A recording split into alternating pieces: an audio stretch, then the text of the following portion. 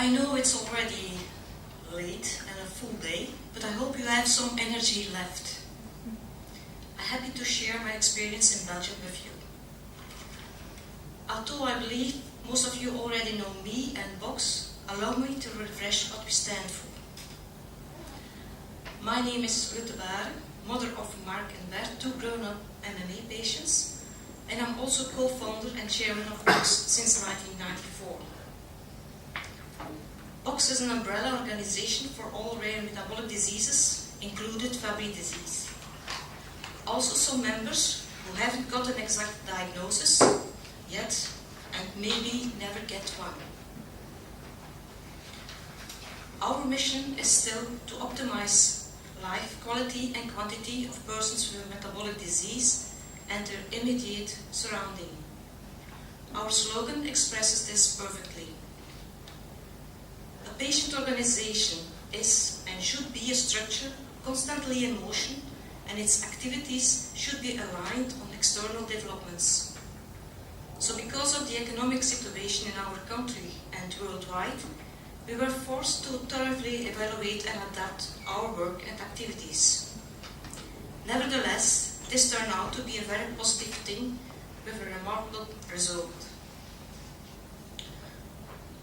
Box listed out 4 pillars around which we work. Through these 4 channels, we strive to effectively improve the treatment and everyday conditions of our members.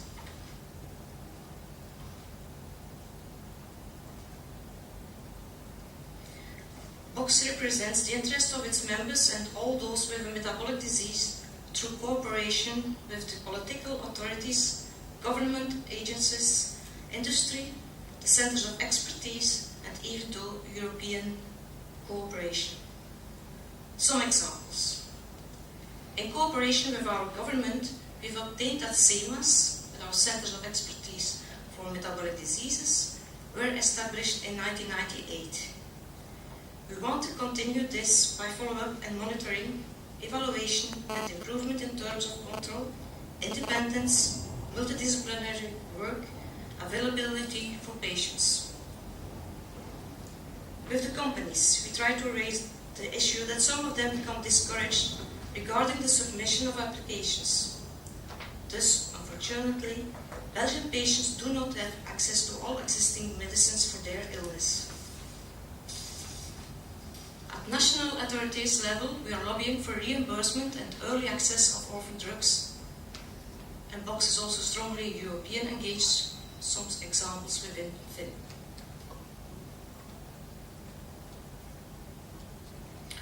We have 8 centers of expertise, the CEMAs, for metabolic diseases, none of them exclusively specialized in Fabry disease. In Belgium, we have 5 different governments, but luckily the reimbursement is controlled by one national insurance institute and one national medicine agency.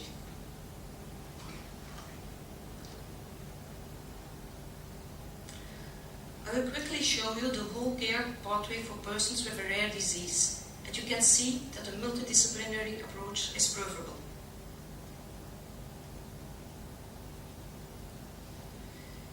In Belgium, we completed also 42 recommendations and proposed measures for the Belgian Plan for Rare Diseases. Our Minister of Health will launch the definitive national plan at the end of the year. One of the proposals is to become early access and reimbursement for new orphan drugs. Every year, more orphan drugs will be reimbursed, and you can see that some need to be presented face-to-face for the college if there is a need for discussion. This depends on the situation, but normally they will do it by electronic consultations. I show you this slide just to let you see what the common costs are for orphan drugs per patient per year. This is presented here as a group under metabolic diseases, so you can't see what the costs are for each orphan drug separately. What you can see is that the costs for orphan drugs are high comparing with the orphan drugs for other disease groups. When we look at the European situation, we can see that Belgium is doing rather well. So at the moment there are a lot of orphan drugs available in Belgium, and we stand on the 5th place, just after the UK. But this means not that all orphan drugs are fully reimbursed in Belgium. Sometimes we have criteria, or an orphan drug for several diseases is only accepted for one, and so on. Now I will focus on Fabry. There are 2 products available and reimbursed in Belgium, both since 2004. We don't have any idea how many Fabry patients are not treated in Belgium. There were 69 patients who received a positive advice for reimbursement of their treatment from the college. At the moment of the request, there are 3 persons, aged 12, 14 and 17 years. So the most patients on therapy are adults. 15 persons are on Fabrazyme, 45 on Replagal. 1 Belgian Fabry patient is under treatment, combination ERT and chaperone therapy. The criteria to get reimbursement in Belgium are comparable with other European countries. And these are still the same as in 2004. So no discussion about dosage, more criteria yet. Delays in reimbursement are mostly due to incomplete dossiers. Vox does a lot of lobby work, and I can say that we have a good team. Mostly volunteers, 68, and 1 paid employee. Our motto are our members. Thank you for your attention.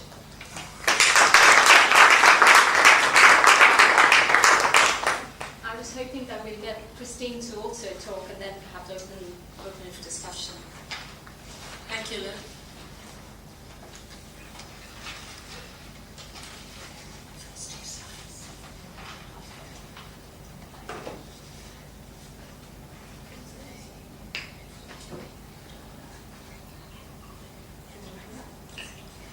So I don't think Christine needs any introduction as the Chief Executive of the MPS Society for the United Kingdom, but also a very active member of FIN. Christine. Thank you very much.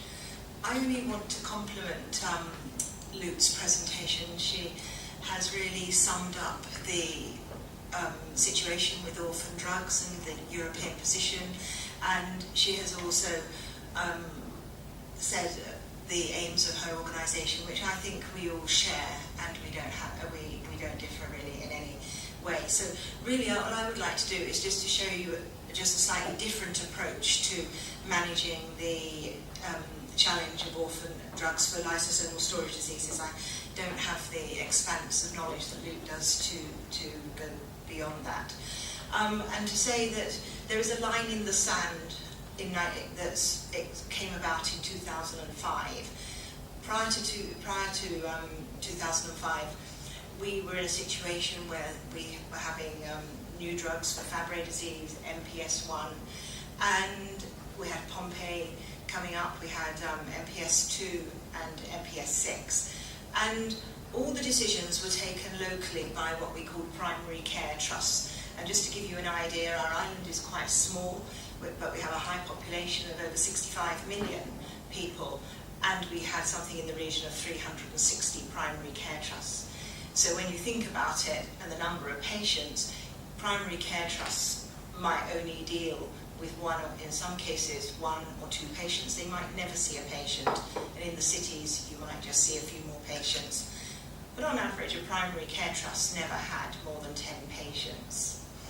And there was no appeals transparency about the decision making. There was no appeals process, and it was because of that that the MPS Society decided that it had to support the patients and look at what it could do.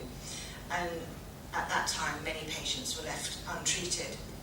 And so we set up a campaign to try and address fairness and equity across the population. Is it just down? Yeah. Okay. And we campaigned as an organisation it was a bit like a nice guy, bad guy situation. We tried to work with people on one side, and then we took the challenge. We went to judicial review, not for Fabry disease, but for MPS 1 and 2, and we won our judicial reviews, and that began to focus people's minds. We were also slightly fortunate that Tony Blair at that time was coming up for election, and in the UK things like that matter. And so we were able to persuade the minister at the time that we needed a national, highly commissioned service for lysosomal storage diseases. And because of the way that our countries work, the United Kingdom is devolved into 4 countries, and so we had to focus on concentrating on England, where there was a much more, there was greater possibility to make a difference, and then we would focus on the Scotland, Northern Ireland and Wales. And over a period, quite a short period really, when it comes to lobbying, of only about 14 months, we managed to achieve the National Specialist Commissioning Service with a ring-fenced budget, which took away overnight whether the if patients would get treated disappeared.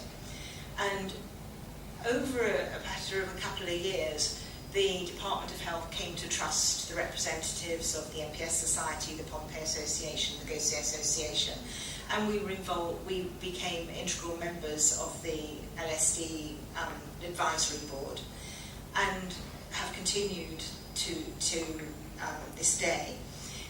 Over that period as well, we've worked collectively with the clinicians, and Anna is here, and some of my colleagues have been here during the day, and we've developed and worked stood by what were clinical guidelines, but as of the 1st of April this year became standard operating procedures. And these are transparent documents, which means that patients know how decisions on whether they will get treatment or are considered suitable, appropriate for treatment, are made.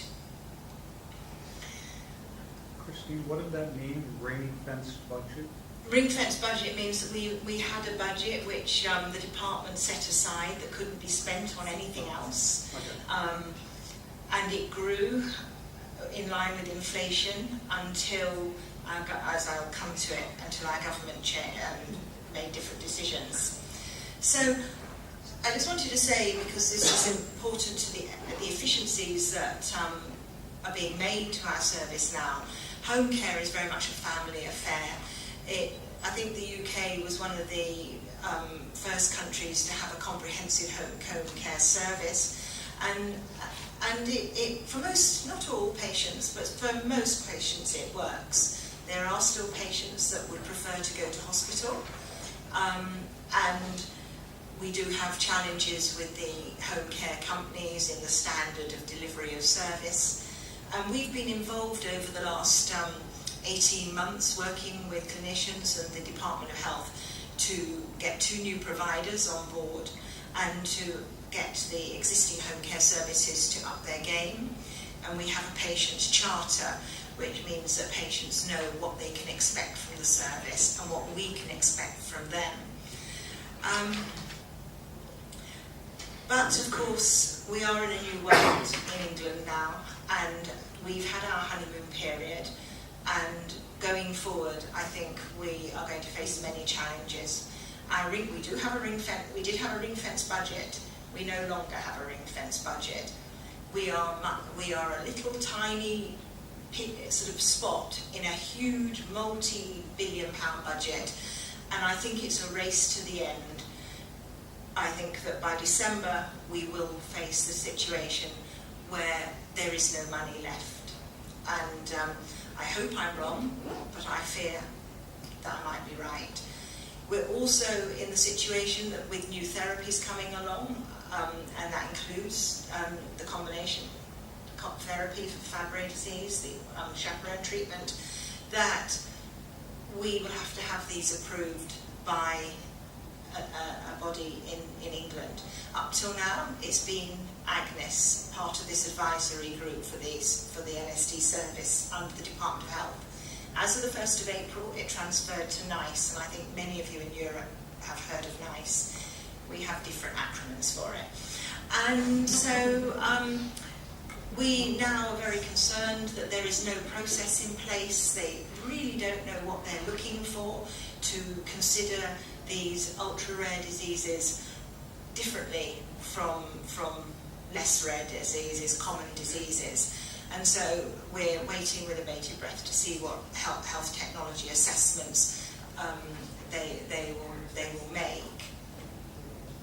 And so one of the things I would like to say is we've been having to make some efficiencies. The patient organisations have volunteered to work with the clinicians and the department to cooperate. We've dug hard as patient organisations because we have stood by the clinicians and in making decisions that patients should transfer to home care unless there is a real clinical need not to, because it saves 20% of the bill, because we don't pay VAT, value-added tax, on home care, but we do pay value-added tax if you're treated in hospital. So for every 5 patients treated at home, we have enough money to treat another patient. There are other decisions taken that maybe somewhat turn out in the future to be a little controversial. One is that in some of these diseases we will not treat patients over with the drug quantity over a BMI of 27. We wait and see. So there are all sorts of considerations. But I think we have to say that the key to all of this is that we don't want to have to see patients told there's no money to treat you. And so for that reason alone, the patient organisations have dug deep to work with the clinicians to see what the outcomes are. So I think we're all challenged. We're probably fortunate, the patients that live in England, and that we're certainly fortunate if we live in Northern Ireland with access to treatment, but it's far worse in Wales and Scotland